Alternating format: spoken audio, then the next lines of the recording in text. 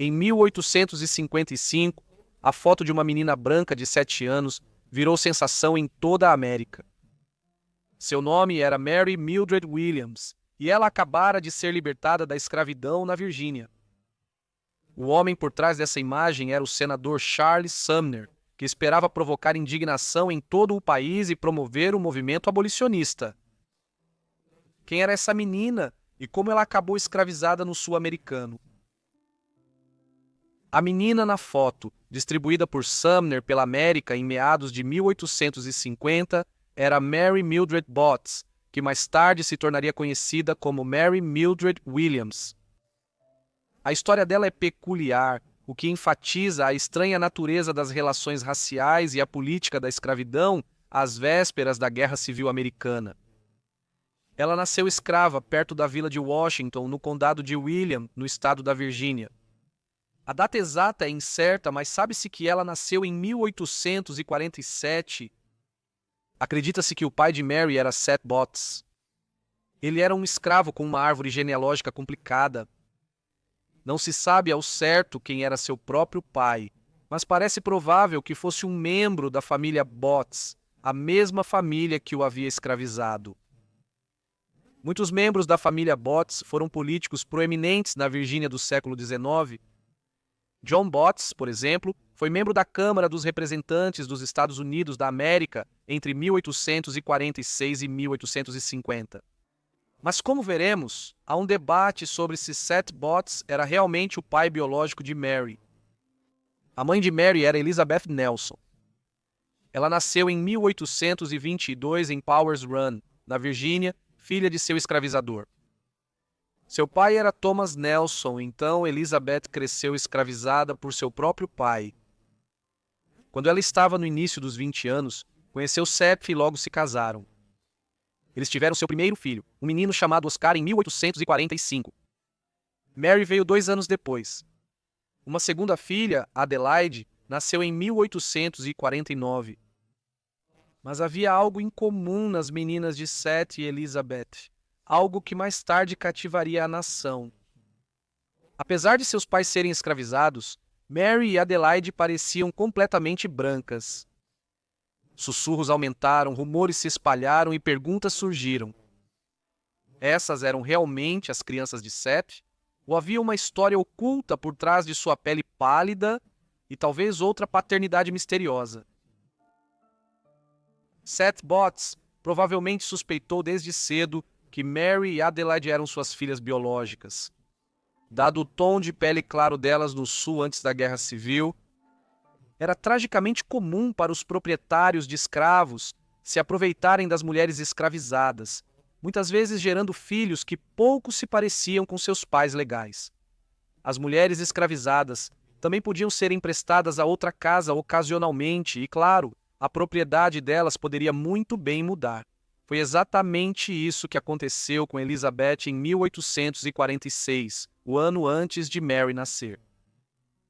O pai de Elizabeth, Thomas Nelson, morreu no final de 1845 e ela, com sua mãe e irmãs, passou para a propriedade do cunhado de seu pai, J.C. Weedon. Assim, desde o início de 1846, ele começou a tomar posse dos escravos de seus falecidos parentes por casamento.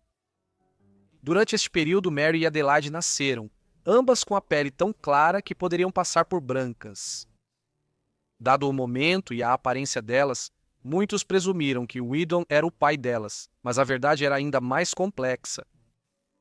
Seth Botts pode ter ficado genuinamente confuso sobre se era ou não o pai de Mary e Adelaide, e isso é compreensível. Ele continuou a ver Elizabeth ocasionalmente após ela deixar a fazenda Nelson, e o momento dessas visitas pode ter coincidido com a concepção de Mary e Adelaide. Na dinâmica confusa da escravidão, tais incertezas não eram incomuns. Além disso, a mãe de Mary, Elizabeth Nelson, também era muito clara. Nas classificações raciais da época, ela provavelmente teria sido referida como uma quadroon ou octoroon, termos usados no cálculo racial pseudocientífico da época para rotular alguém como um quarto ou um oitavo de negro, respectivamente, e predominantemente branco. Seu pai, Thomas Nelson, era branco e sua mãe de raça mista. Rastreando mais atrás, a ascendência de Elizabeth incluía uma proporção significativa de linhagem colonial branca, que superava sua herança africana aos olhos da sociedade do século XIX. Além disso, havia o fato de que Seth Botts também era um escravo de raça mista, o filho ilegítimo de um homem branco livre. Dada sua própria ascendência complexa, torna-se mais compreensível porque Mary, em Adelaide, parecia quase totalmente branca, e porque Seth não podia ter certeza se ele era o pai biológico deles ou não. Assim, a escravidão e a identidade racial se tornaram perturbadoramente emaranhadas no sul dos Estados Unidos da América, devido a gerações de exploração desenfreada e desequilíbrios de poder profundamente enraizados entre escravizadores e escravizados. Mary Mildred Botts nunca teria chamado a atenção do público se não fosse pela atmosfera racial e politicamente carregada dos Estados Unidos quando ela nasceu. A escravidão foi praticada no que se tornou os Estados Unidos em 1619. Ela se expandiu ao longo do próximo século e meio, e quando a Declaração de Independência foi emitida em 1776, havia várias centenas de milhares de escravos no país emergente. Porém, mesmo então, crescia o debate sobre a moralidade da escravidão. Alguns estados da Nova Inglaterra começaram a restringir ou proibir a escravidão já nos anos 1780. No entanto, nos estados do Sul, como Virgínia, as Carolinas e Geórgia, a economia dependia inteiramente do cultivo de culturas como tabaco e algodão, que eram colhidos por escravos nos campos. Por causa disso, havia uma forte oposição à abolição da escravidão aqui. A questão da escravidão perdurou por décadas. Muitos anos antes do nascimento de Mary, a maioria dos estados do norte havia abolido a escravidão, mas concordou em viver em harmonia com os estados do sul, onde ela permanecia enraizada. Esse equilíbrio instável permitiu que cada região seguisse seu próprio rumo. Contudo, a expansão para o oeste dos Estados Unidos da América e a admissão de novos territórios e estados nas décadas de 1840 e 1850 reacenderam conflitos sobre a permissão da escravidão nessas novas terras, trazendo o debate sobre a escravidão de volta ao primeiro plano nacional com intensidade renovada. Em 1854, o Partido Republicano surgiu como uma nova força feroz, declarando ousadamente a abolição da escravidão como uma missão central. Entre seus membros fundadores estava o senador de Massachusetts, Charles Sumner, um incansável defensor da liberdade. Foi logo após essa mudança política sísmica que Mary Mildred Williams foi empurrada para o intenso holofote nacional, sua história prestes a incendiar uma tempestade que abalaria os próprios alicerces de uma nação dividida. Mary Mildred Botts passou apenas 7 anos acorrentada pela escravidão, mas esses anos deixaram cicatrizes que iam muito além das correntes. O lugar emaranhado e precário que ela, seus irmãos e sua mãe ocupavam na casa dos Weedon estava carregado de tensão e era complicado. Weedon estava determinado a vender muitos dos escravos que herdou de Nelson, mas também estava sendo impedido de fazê-lo nos tribunais devido a uma questão complicada sobre a propriedade legal de Elizabeth e sua prole. Isso envolvia sua linhagem familiar muito complexa.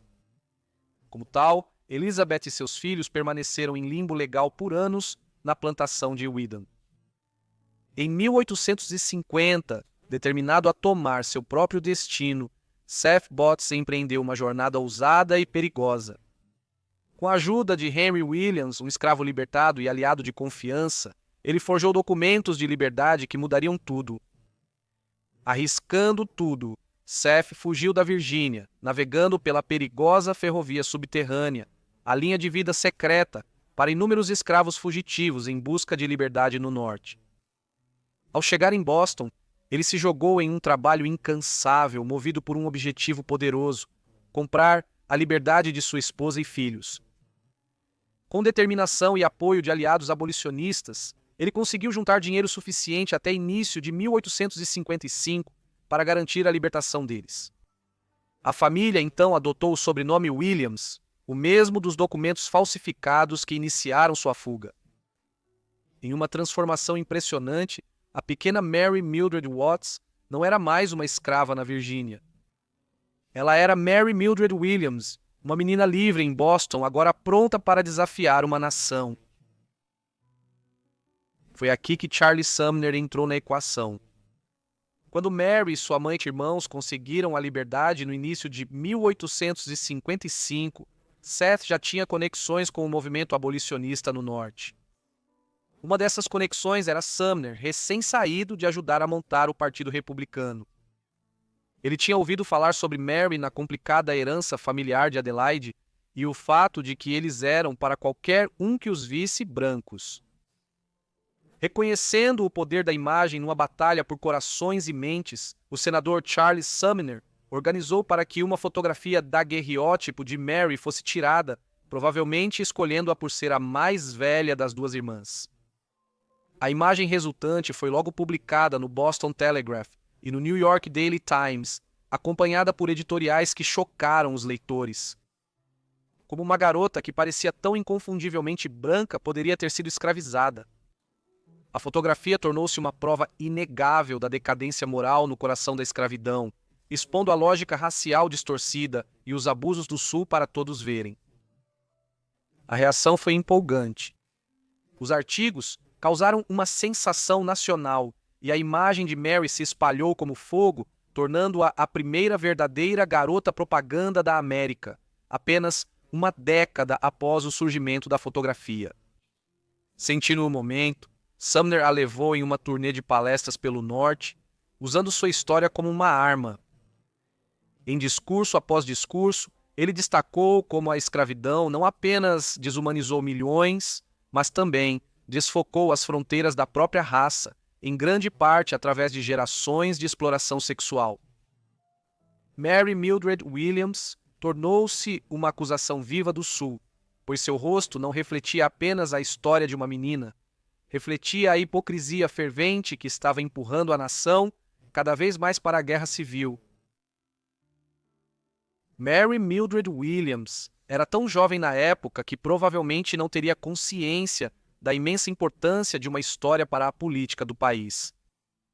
Depois da turnê com Sumner, a polêmica sobre o caso diminuiu e ela voltou a Boston para morar com os irmãos, que finalmente estavam livres para viver como uma família com liberdade própria.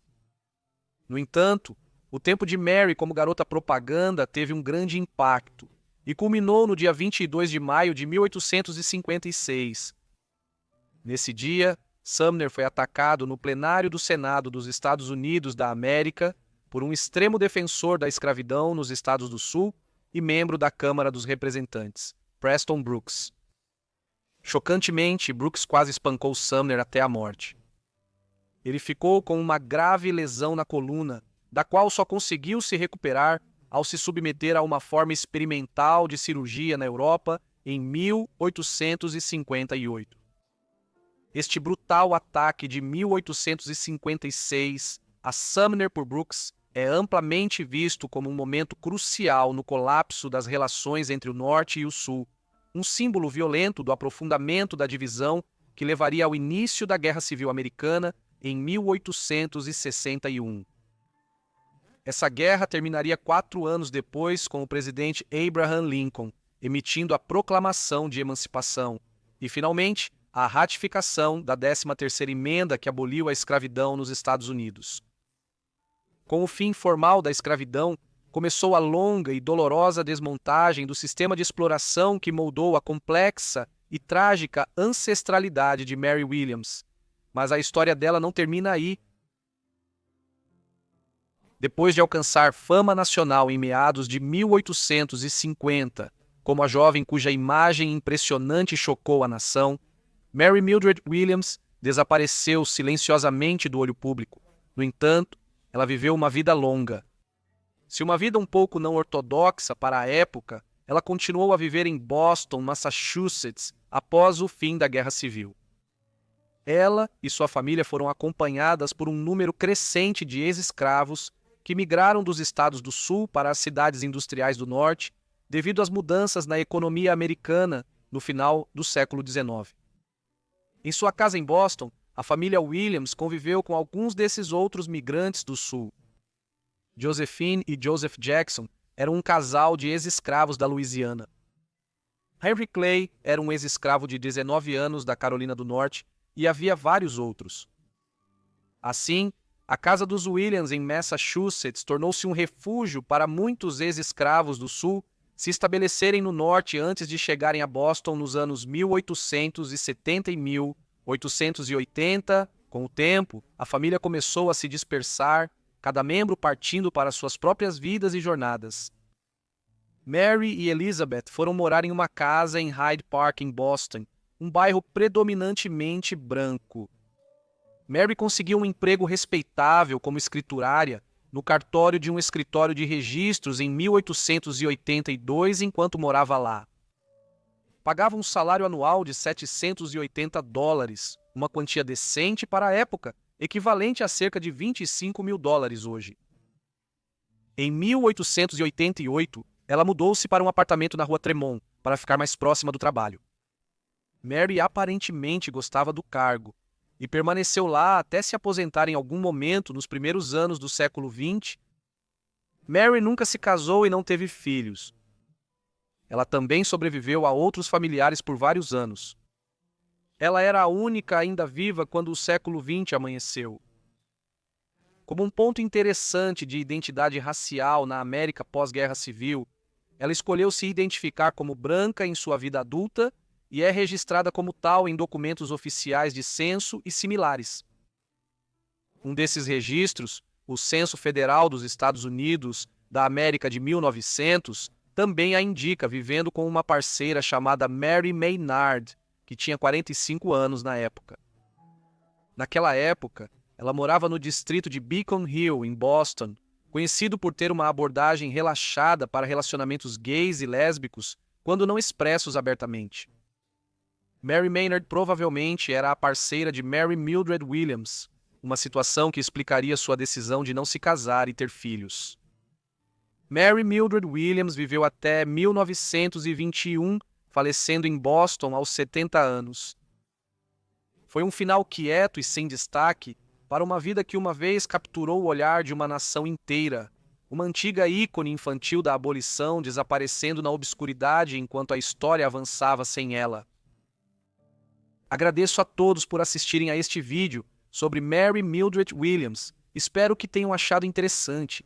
Deixem-me saber o que acharam da vida dela e se tiverem sugestões ou quiserem mais vídeos como este nos comentários abaixo. Espero que estejam inscritos e com as notificações ativadas para receberem meus vídeos assim que eu publicar. Bem, é isso. Vejo vocês no próximo Vida Esquecida. Valeu!